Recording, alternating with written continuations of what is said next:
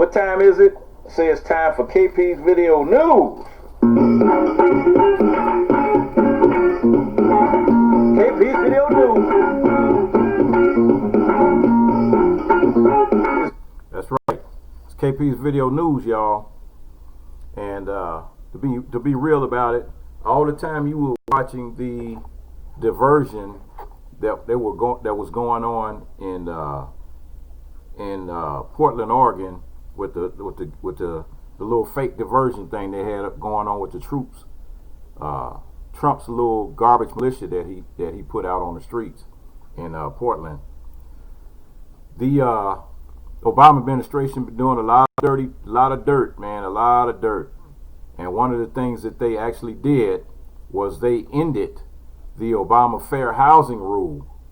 That's right.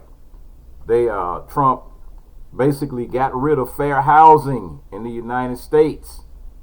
So the Trump administration on Thursday repealed an Obama administration rule meant to combat housing discrimination that Trump has cited as he portrays presumptive Democratic nominee Joe Biden as a threat to suburban voters. The Department of Housing and Urban Development under Uncle Ben over there announced it was replacing the affirmative furthering fair housing rule implemented in 2015 with its own policy dubbed preserving community and neighborhood choice. After reviewing thousands of comments on the proposed changes to the affirmatively furthering housing act, fair housing regulation, we found it to be unworkable. Now, this is what Uncle Ben is saying, and ultimately a waste of time for locations to comply with, too often resulting in funds being steered away from communities that need them the most. Under the new rule, local officials have significantly more jurisdiction in determining what qualifies as fair housing, and how to promote its accessibility. Now, so I'm saying again, under the new Trump rule, local officials in these local areas have significantly more jurisdiction in determining what qualifies as fair housing. So that took it away from the government overall, and it put it in these different small little areas. They gave them those little small little areas the power, so basically they can go back to discrimination. To qualify, this is what they claim. To qualify as a fair housing under the new rule, a development must be affordable, safe, decent, free, and free of unlawful discrimination, and accessible under civil rights laws, according to HUD and Uncle Ben CARSON.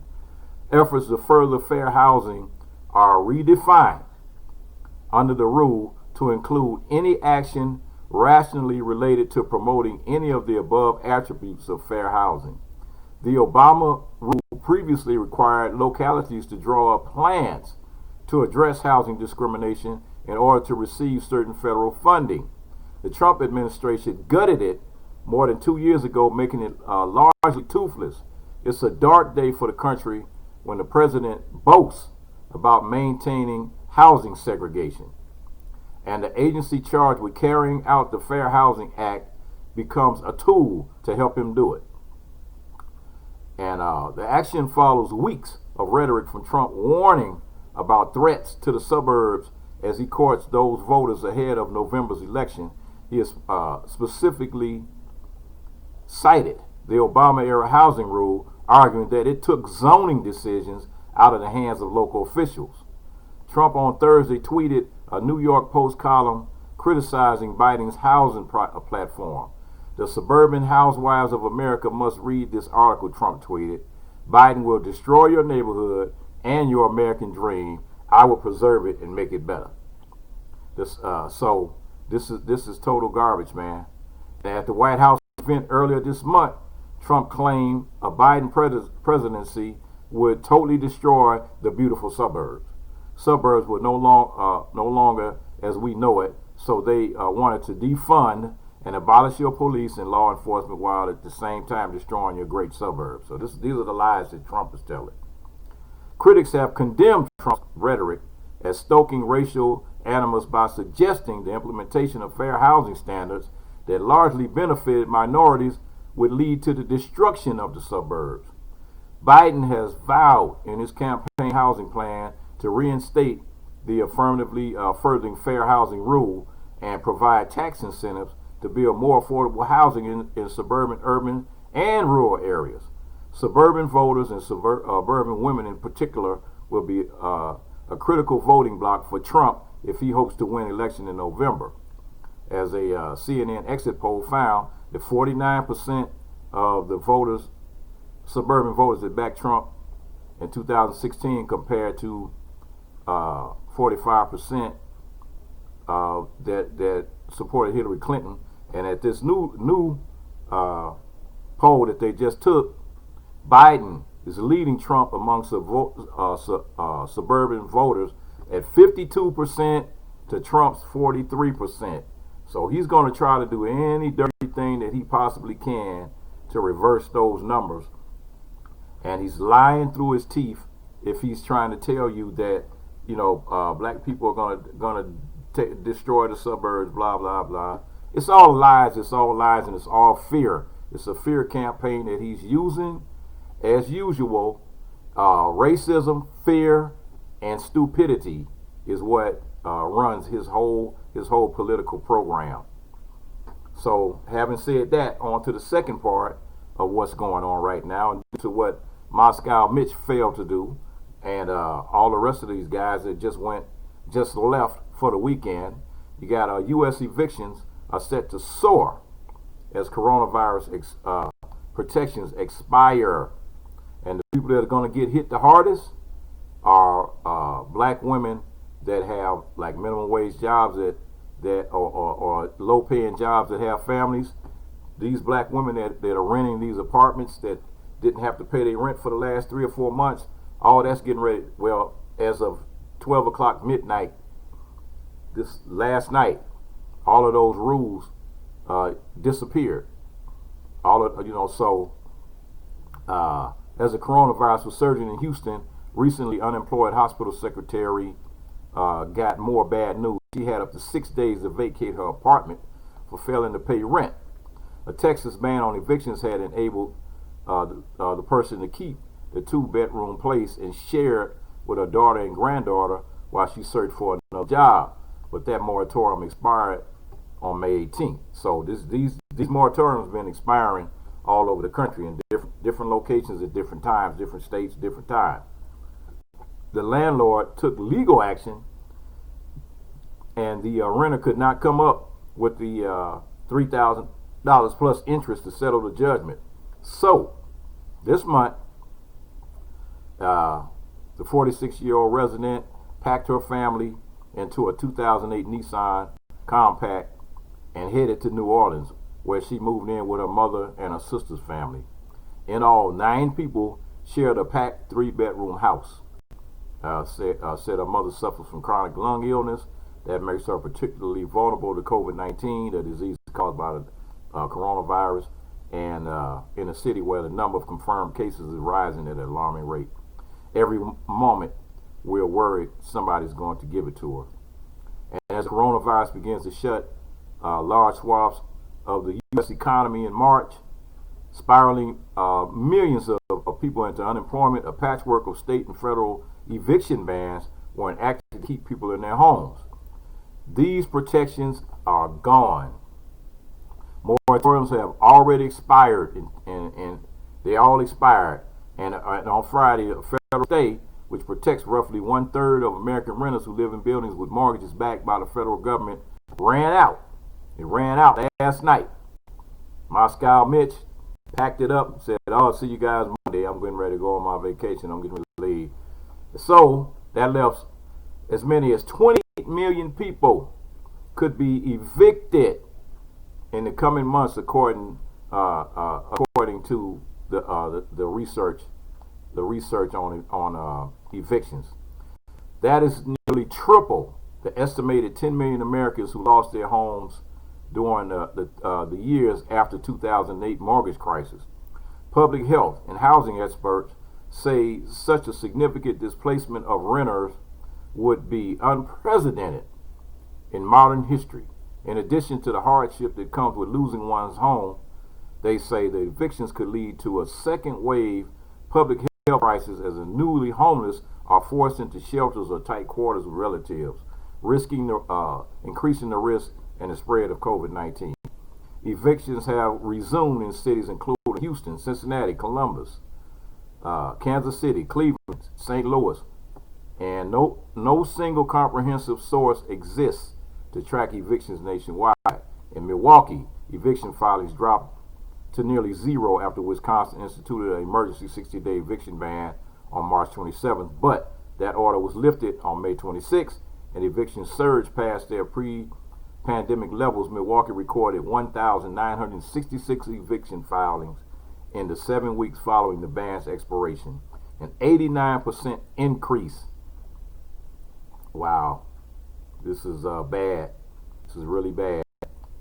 So I'm telling you now, man, this right here, and while many are still awaiting promised stimulus checks, people still waiting on those stimulus checks that they haven't got from the first package.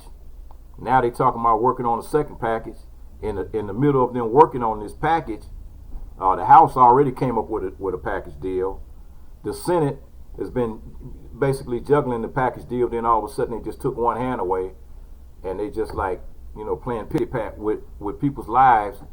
So you got DC Dunce over there, Trump, that's talking about, well, he ain't gonna sign it because now you're talking about taking away, changing the names on the military bases and removing the Confederate flag from the military bases. So now, therefore, he doesn't want to sign off on it.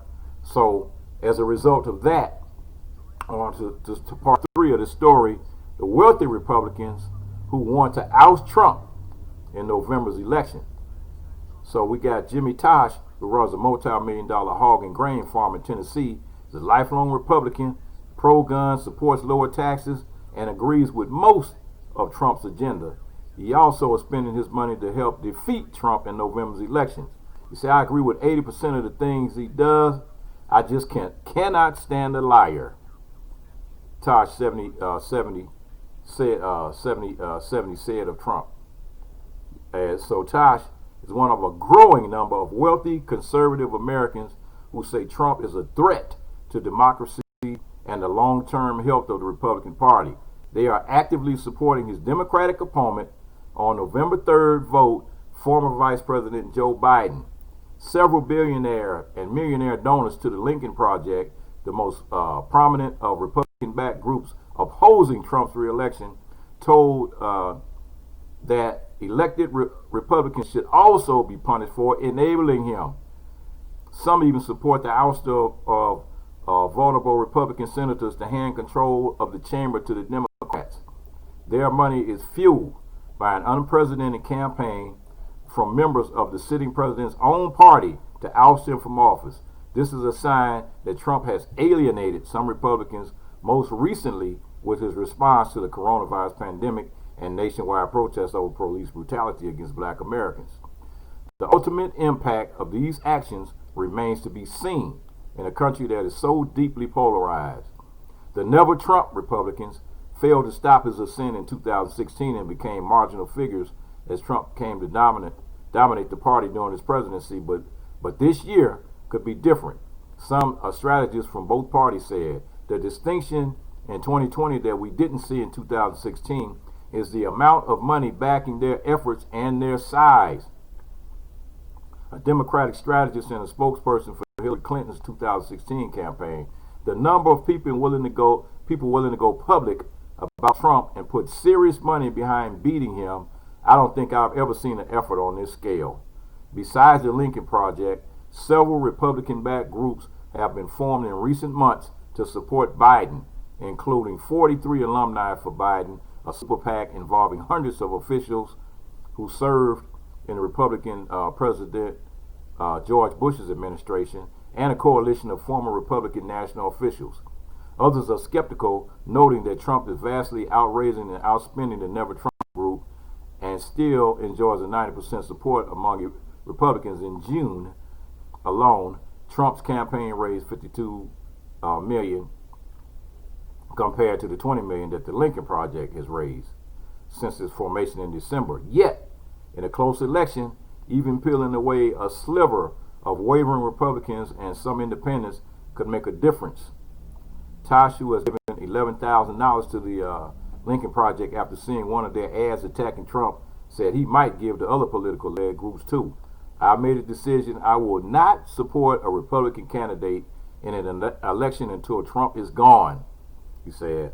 Other top individual donors to the Lincoln Project include Christy Walton, the Walmart heiress, who has mainly given to the Democratic candidates in recent years, hedge fund billionaires Randy Redleaf, who sits on the board of visitors at the Conservative Federalist Society, and Sidney Jansma Jr., an oil and gas executive from Michigan and frequent donor to the Republican candidates and causes.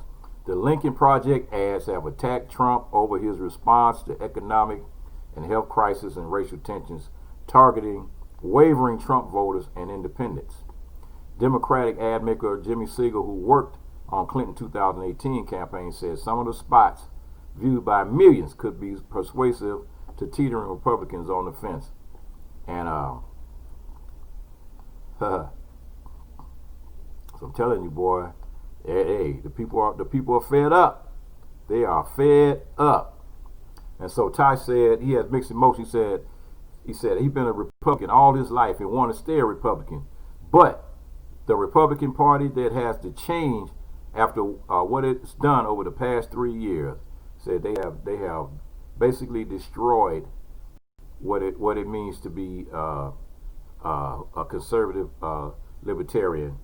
And he said the Lincoln Project, he said he agreed with the group's push and to also target Republican senators who face tough re-election battles in November.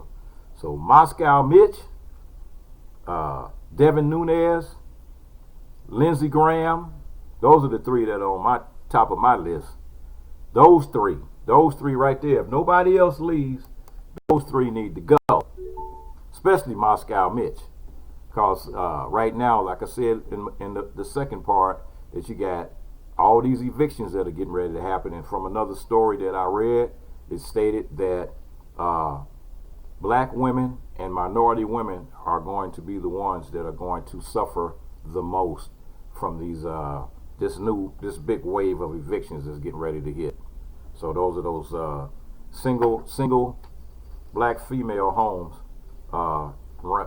single parent homes that are ran by black females that are raising kids that are getting ready to start getting evicted, and it's coming up. So, and one of the reasons why they want to do it is because if those apartments that they have that are in anywhere close to those choice areas, that gentrification is going on right now, and Jared Kushner and his real estate investment group and a whole bunch of other real estate investment groups are buying up property, and it's the biggest transfer of wealth that has ever happened in the United States, and the biggest transfer of property and land grab that has ever gone on in this country since the Europeans took the land from the Indians. And that's what they're doing right now. Gentrification is going on in every major city, where these investors are going into the inner city, and they're using the tax break law, the tax law that the Republicans signed into effect. Basically gives them an immediate tax loophole and an immediate profit if they buy property in an urban environment. And so basically what they're doing is they're buying that property on the outskirts of the urban areas where they should be buying the property here. They're buying the property over here because this property over here is between the ghetto and downtown. And so all the property that's closer to downtown, they're buying up all that property that's close to downtown in every major city, and they're refurbishing and everything, and then they're turning around and they're selling these multi-million-dollar condos and super high price rent apartments that the average person can't afford to live.